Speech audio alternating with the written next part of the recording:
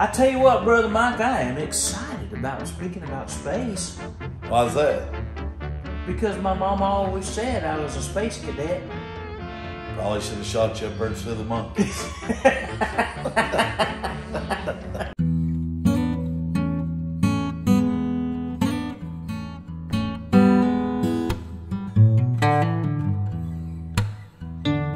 Welcome, London Coin and Collectables. We are so glad that you are joining us today for a very special episode of London Coin and Collectables. We're going to talk about space today. And now, we're not actually going to space. I don't believe Elon Musk would choose us to be astronauts. No, I believe we would.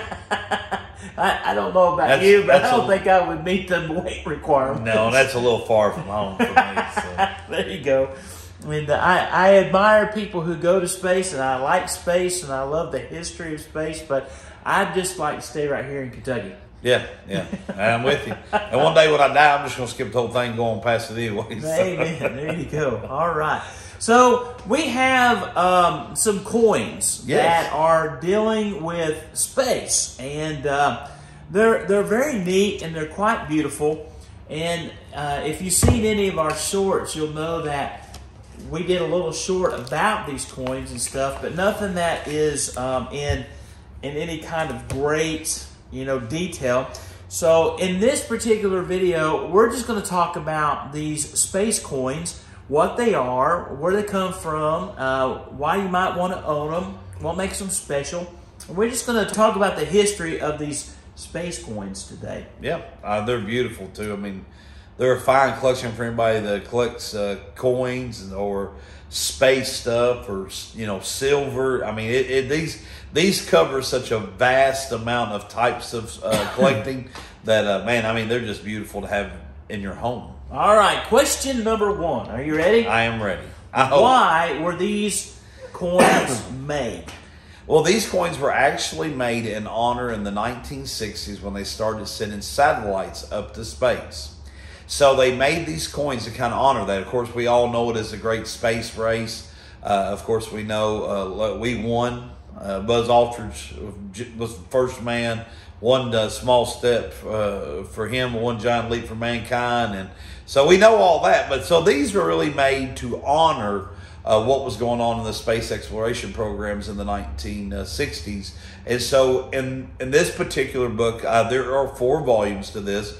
In this particular book, they have honored 12 coins on one page for what they call the unmanned flights. Those were the satellites that were sent up into space to monitor different types of planets and, of course, the moon. And then they have 12 more coins in this first edition set that honors the manned flights for the same operations that were going on. So it's really a beautiful collection that Franklin Mint had put together. So you have your first 12 coins are what was the unmanned flights, and then your next 12 coins were all manned flights. So when you say Franklin Mint, what does that mean? I mean, we've got the Denver Mint, the San Francisco Mint, we've got the Virginia Mint. What's a Franklin Mint? So this is not quite like those mints. These aren't people that are putting out currency. What Franklin Mint for many generations has done is they put out beautiful displays or coins, knives, and things to honor different people and different types. And they're very collectible. Franklin Mint usually has very high quality. I remember when I was a little boy, I had a Babe Ruth pocket knife, and it was absolutely fantastic to honor him. And what they've done, they went above and beyond, Franklin Mint did, to create these series to honor these brave Americans that were in the space exploration program. And it really, the main focus is the satellites that really led to the development of walking on the moon. Fantastic. The Franklin Mint, so when they made these commemorative coins, okay, they're meant to be collectible items. They are meant to be collectible, yes. And they're not U.S. Treasury coins. No, these have no type of currency to them. They do have silver. We should mention that these are sterling silver. They're full 1 ounce rounds. So you have 925, a percentage of silver. They are absolutely beautiful, but they were made as something for collectible value. Now they have the numismatic value because of the silver type. Now they're grabbing the historical collectible value as well, but these were never meant to be took down to the bank to ever be exchanged in for anything particular. Was there a limited number of these coins that were minted by the Franklin Mint, or have they been in mass production? No, actually, one of the really unique things as you look up on any of this history is I never got a real great accurate count of each of the series. Now, as a collector, that's very interesting to me because the first edition that came out, they may have made between 5,000 and 10,000 sets of these. And then, of course, they made this run all the way up until 74.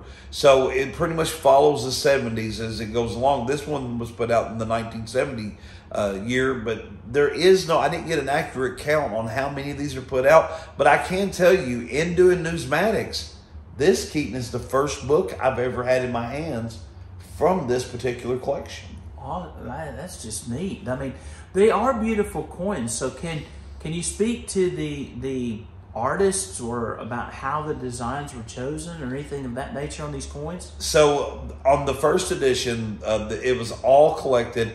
The first 12 coins, like I mentioned before in this book, they were artist renderings of the satellites that were actually going up. Now, one of them I wanted to say is a rocket, and I'm going to have to peek to make sure the Goddard rocket. So they did that with Mr. Goddard, his face, the man that would invent that rocket. He's on the first coin, but then every coin after that was these satellites that were launched into space, and they have fantastic detail. As you look at the detail, I mean, they did a fabulous job. The craters in the moon, the details on the satellites, and they did that because they wanted to put out a quality item along with something that would be collectible. It would be collectible with quality. Fantastic. So these are pure silver. So if somebody... No, they're 925 silver. 925 Yeah, silver. they're sterling silver. Sterling silver. So if somebody was to bring just an individual coin in today, okay, what would that individual coin be worth? Do they have mint errors? Are there varieties that are more expensive than others, or are they all pretty much uniform in their value? Well, I will tell you from what I have been seeing in my research, there is nothing that jumps out as far as error values. Once again, though, I have to be honest with you. I fell in love with this book when we got it. We have kept it. I enjoy this book. Now, it is for sale, but at the same time, we have enjoyed it here at the Coin Shop.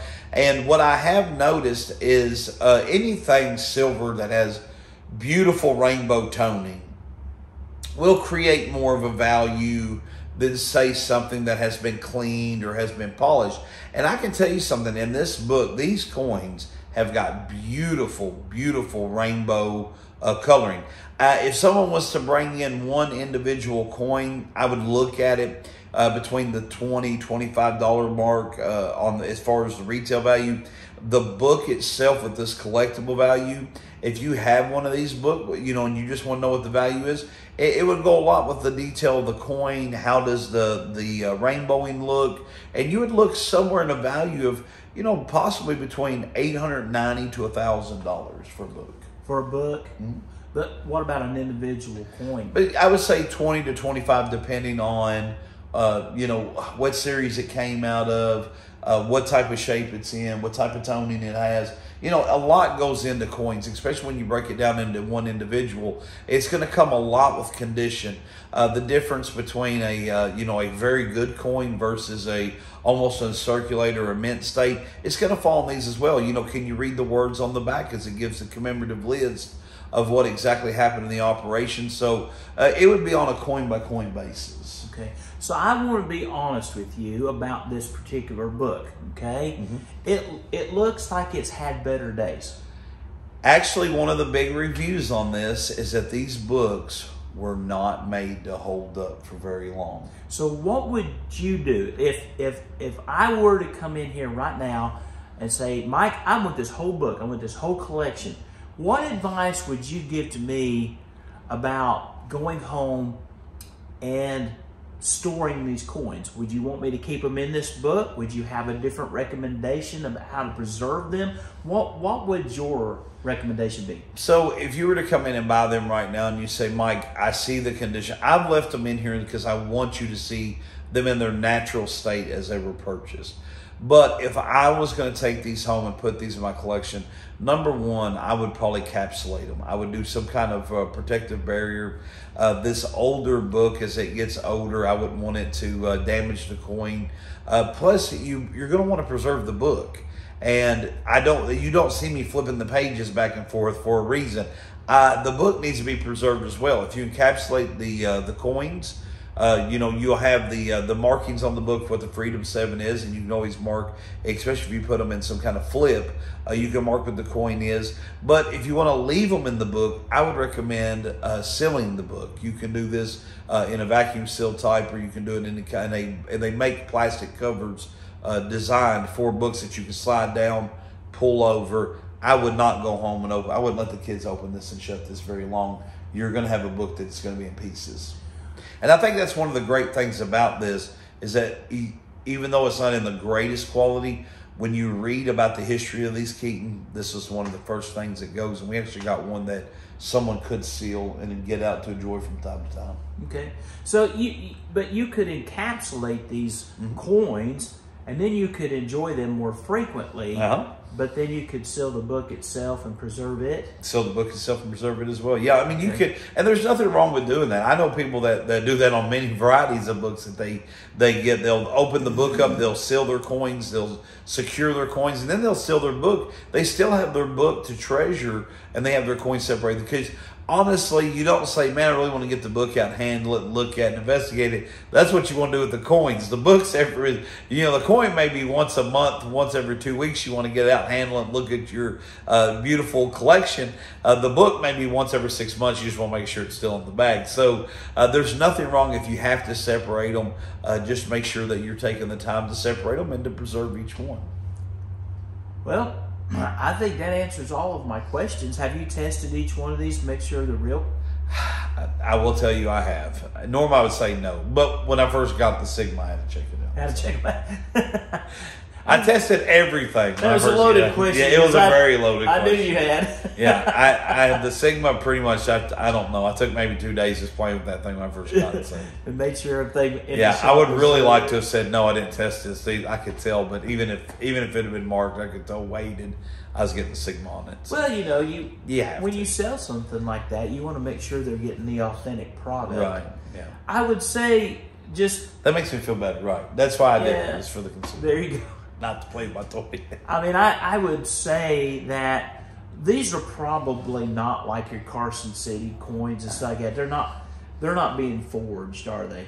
People aren't really copying and forging. No, this is something so particular that someone would have to spend such an investment to create these. There'd be no profit really in it to have a fake of these at all in the 925 silver. And they're so detailed, it would be hard to get all that. Oh, my goodness. When you'd have, think about this, you would have 24 different molds you would have to create. It'd be the cost would be super expensive. Yeah. Yeah. Okay. Have you seen any other collections at all out there? I have. It's funny when you buy a truck or you see your truck for the first time everywhere. Since having this book, I thought, I'll find every one of these out there. There are just not a lot of them out there. I've only seen about 3 more that are actually out there for sale. I haven't seen any. Yeah. To be honest with you. And now the 3, I had to hunt for them. So, I mean, what was amazing to me is that it was not the complete set. It was just, I found one volume 1, which this is the first edition. And then it was 2 of the volume 3. And then I think the last one's either 2 or 4. So I've never laid eyes on these until they came into the shop. Fantastic. I'm going to ask you this question. Why would anybody want these coins? Are they a great future investment, or is it just purely for art and collection? If you really enjoy collecting numismatics, there's no more history I could throw on a coin than to tell you that they represent a decade of one of the greatest exploration events that ever happened. So, why would you collect them? I would collect them, number one, because they're a great precious metal, but because I'm going to be honest with you, They're beautiful. They would go into any type of collection. If you're an American collector of coinage, this would go right into your collection. If you're a space, if you're historical, these coins here, I think that's one of the things that I've really enjoyed about having them at this time in the shop, is that they represent so much of different types of enjoyment that you're not going to go wrong with them. You can put them out, you can seal them encapsulated, you can seal the book, and these are always going to tell a story of history, because written literally on the back of the coin, on the front is the satellite, but on the back is the history part of that satellite. I've got one more question for you. All right. It may seem like an odd question, but since these are not U.S. coinage, you know, you can't take them to the bank and get them for $1 for them, okay? Can you still have them graded by the grading company? Yes, you can still have them graded. So there are grading standards for them? There are grading standards for any type of... These would actually fall under metals. These would be like your challenge coins and things like that. And yes, they would grade these on a... not as far as American coinage, it would fall. These would actually be silver medals. If you guys remember one of the videos that we made, we had the 82 Knoxville World's Fair gold medal. Those were the categories that you would find these in. Neat. All right, that's all the questions I've got. Anything you want to end on? No, just Happy New Year to everybody. Happy New Year. So excited to see what's going to happen in 2023. 2022 was awesome. And I'm so excited to see what's going to happen, and can't wait to see everybody at the store. And I just want to thank everybody again for just what a blessing all of you have been with phone calls, the ordering, the visiting. Listen, we've got people that just comes in, pulls up a chair, and just talks coins, and you're not going to lose me there. So I just want to thank everybody for all your support in all the different ways. Grand. If you want to see these coins, then come on down to London Coin and Collectables here at 110 Lagoon Trail in London, Kentucky. And here's Mike's phone number, 606-401-7025. And he's got some brand new business cards. You need to come. Those will be collectibles someday. Your first edition business cards. We'll see. See y'all later. God bless y'all. Thanks for watching.